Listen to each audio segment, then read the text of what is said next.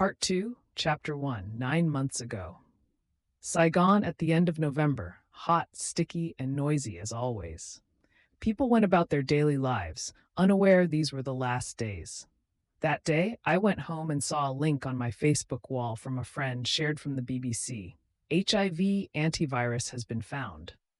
It's only a matter of time, I thought. I clicked the link. Scientists at some university had found an antivirus. HIV, a virus transmitted from monkeys to humans, causing immune deficiency and primarily spreading through blood and sexual contact, was always hard to kill due to its clever reproduction mechanism of living off white blood cells. Until now, they had only slowed it down but never found a vaccine.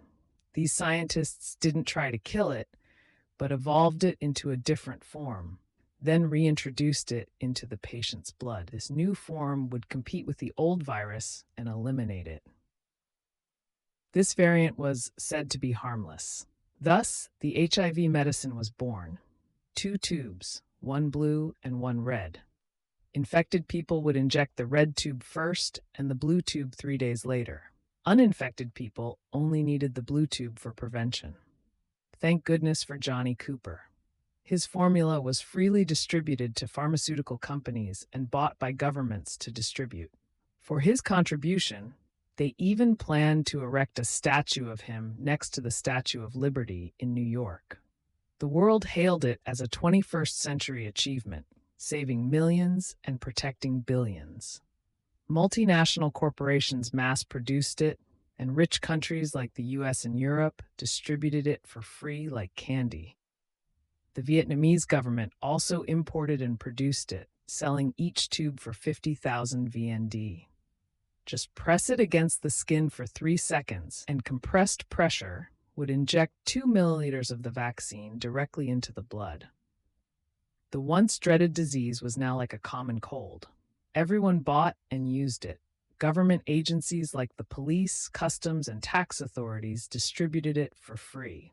The last newspaper I read clearly stated, 12 million doses of HIV vaccine have been distributed. My God, 12 million. The first victim was in the US.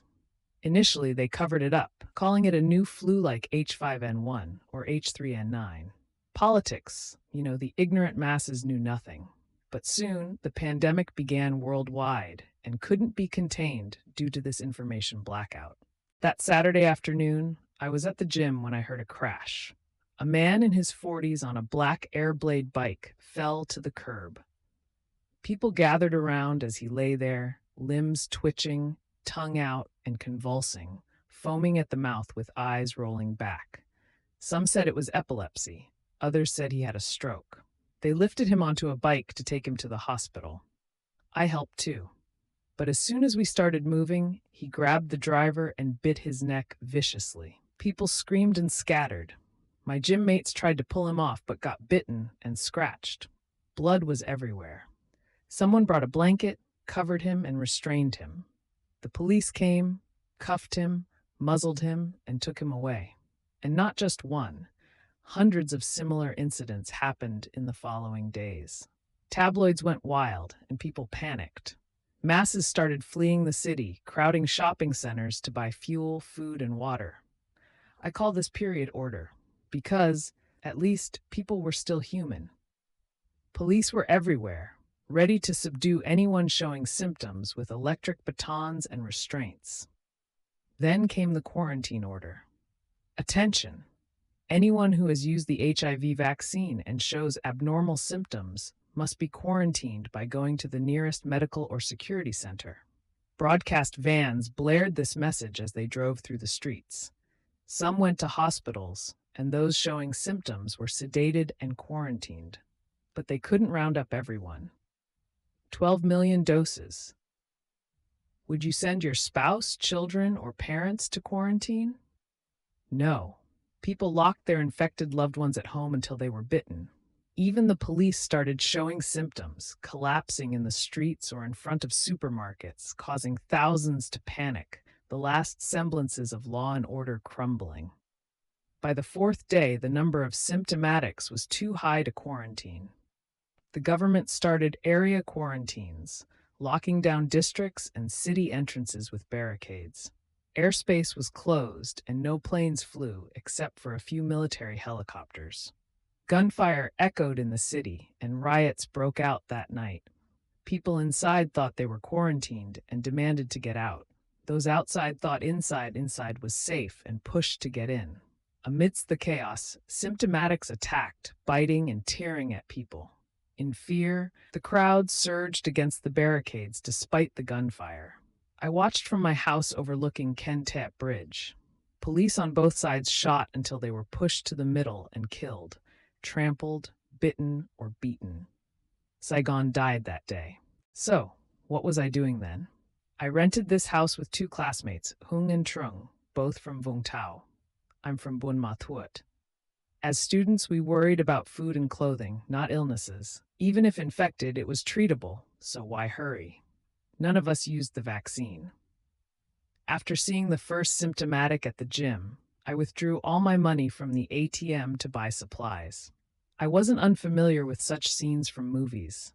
Phones and the internet still worked.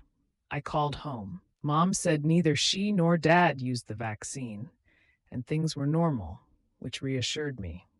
I planned to go home but hesitated, thinking only a few people had adverse reactions. I didn't realize the number was 100%. My friends wanted to leave but couldn't due to traffic jams stretching for hundreds of kilometers. Then, the power and phone signals went out. Not one to take risks, knowing I wasn't infected, I stayed indoors, convincing my friends to lock the doors and wait. Amid the November heat, smoke and fire covered the city. Law and order had collapsed. Looters roamed, fighting for necessities. At night, packs of the infected roamed the streets like wolves. From our rooftop, we witnessed horrifying scenes. Screams and howls echoed all day. This was the apocalypse. Humans killing each other brutally. We could only watch. I saw people banging on doors, climbing gates for shelter, only to be overwhelmed by the infected. Once a woman screamed, "Save me." I ran to open the door, but she was already a bloody mess. During the day, survivors still fought back, behaving as savagely as the infected, killing each other for food and water. Some even drove cars into crowds at shops to get supplies. Then came the hunters, young, healthy, and armed with guns or knives. They hunted for food and infected nests by day, burning them with gasoline, and retreated to high-rise buildings at night. They claimed to uphold law and justice, but where was justice when they also looted, raped, and killed? They shot anyone they deemed infected, raped surviving women, and enlisted thugs. We had to live with this, fearing the hunters by day and the infected by night. There wasn't just one hunter group, there were dozens, and they fought each other for territory and supplies. Gunfire echoed everywhere. Buildings burned and roads were barricaded. I can't describe the chaos. It was a mess that needed divisions of infantry to restore order. On the 9th day, 3 fighter jets flew over Saigon, bombing the bridges. Binh Trieu Bridge, Saigon Bridge, and others. I realized they had isolated Saigon. The next morning, I heard helicopters overhead. People ran into the streets, waving, but no helicopter landed or dropped even a bottle of water. I hoped the army would restore order. I waited, but that was the last time I saw them. Part 2, Chapter 2. For the past month, we have been living in darkness. During the day, we hide inside because we are afraid of the hunters. At night, we listen and watch the zombies roam outside. I am the oldest among the 3 of us, so the other 2 show some respect. But that doesn't mean we don't argue. Outside, chaos reigns, and everyone has family, making them anxious. In the early days, watching people shoot and kill each other, the other 2 kept wanting to go home, glaring at me. I was scared of being left behind and worried about them, so I hid the keys. I understand because I have a family too. Their homes are just over 100 kilometers away, only about a 2-hour drive. But during the day, the hunters have blocked all the roads, and if we encounter them, we'll either get shot or captured, so I resolutely refuse to let them go. Among the 3 of us, Trung is the tallest and strongest, at 1.8 meters and over 70 kilos, but he is quite naive. Hung is smaller but very intelligent, though he lacks decisiveness. Our conversations always revolve around how to get outside and how to get home. They don't understand that the most important thing is survival, not those other things. In this situation, survival is the most important. Trung often argues with me about going outside, and once I threw the keys in his face. He picked them up and walked to the door, but then turned back. I knew he was just a kid. Without me, he would have been dead long ago. All day we walked back and forth in the house, which has 4 rooms and a kitchen. Each of us stayed in our own room, but we often gathered around the dining table, discussing and planning. The cramped living conditions made us irritable with each other. Sometimes we sat in silence for hours, the only sound being our sighs. We had no water, so we didn't bathe. We used a cup of water to wet a towel and wipe ourselves down. The same cup was used for brushing teeth and washing faces. Each person drank 2 liters of water a day, and I rationed it. If there wasn't enough, we endured.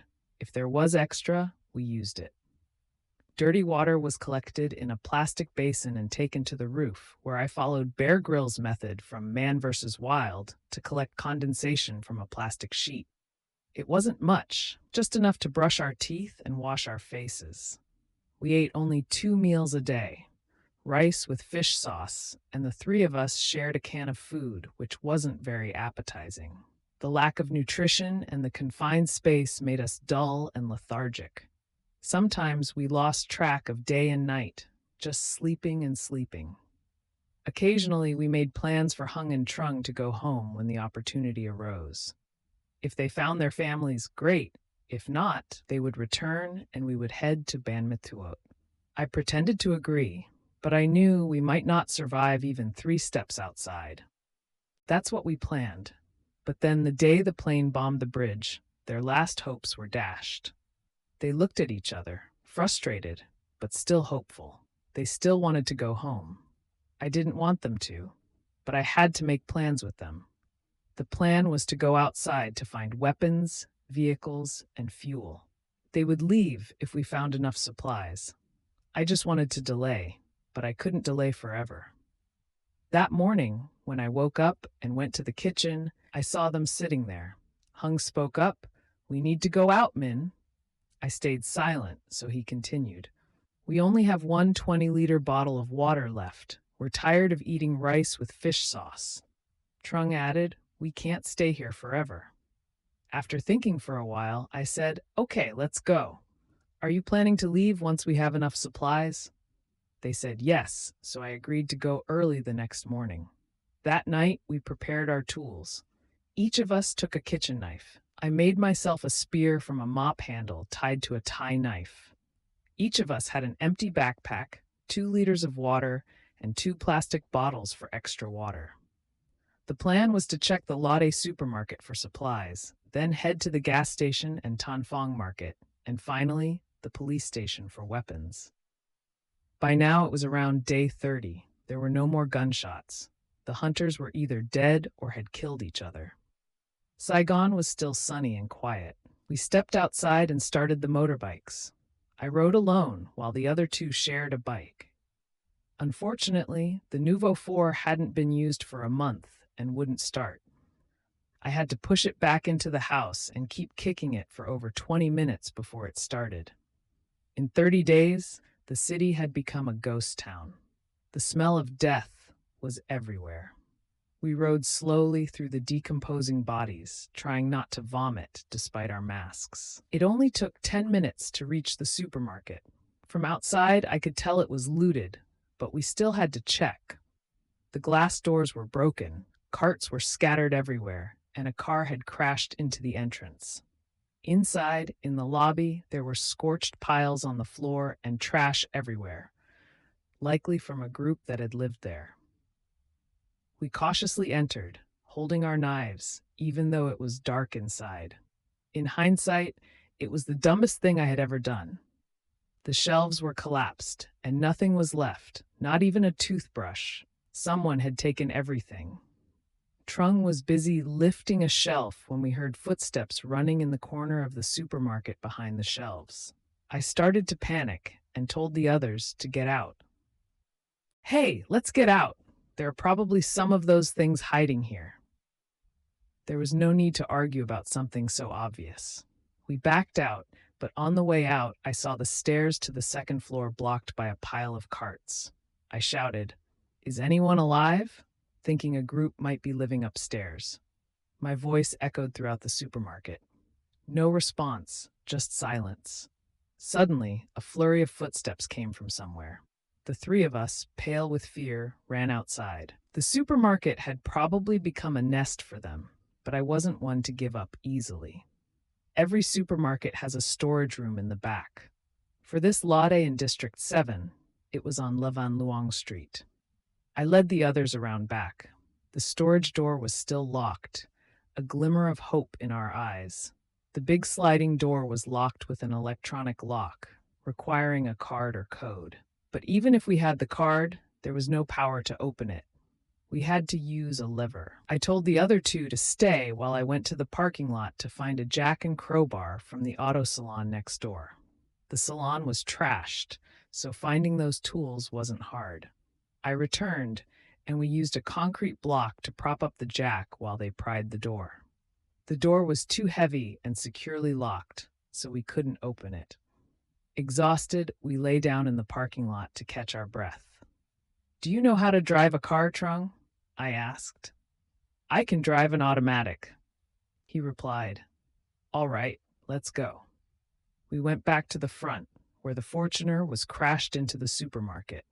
The windows were shattered, and the car was covered in blood. It was clear that a family had been attacked while trying to escape on Nguyen Van Linh Highway.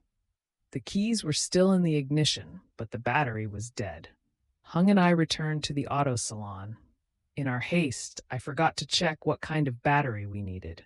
Under the scorching Saigon sun, we trudged back and forth around the supermarket, opening hoods.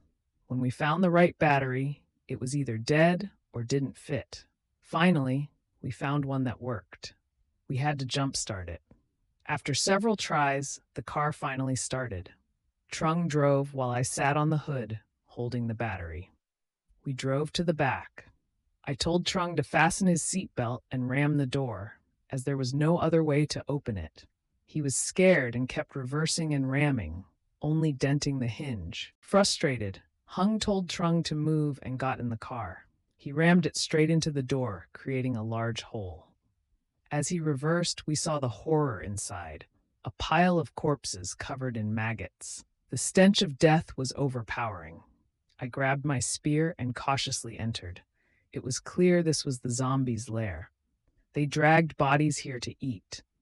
But there were still dozens of boxes inside, and I hoped they contained supplies. I told Hung to ram the door a few more times to knock it down completely. What we saw next was a battlefield of horrors, with bones, skulls, and maggots everywhere. The stench was unbearable, but our morning's efforts had not been in vain. Dozens of boxes of drinks and food lay before us, like a treasure trove. There were Pepsi, Revive, Red Bull, various instant noodles, and heaps of food. The boxes on the lower shelves were gnawed at by the hungry zombies. We wrapped our shirts around our faces to block the stench and climbed onto the hood and roof of the car to avoid stepping on the corpses. Hung carefully drove in, crushing bones under the tires. The stench made me dizzy. Trung stood on the hood, passing boxes to me, and I piled them,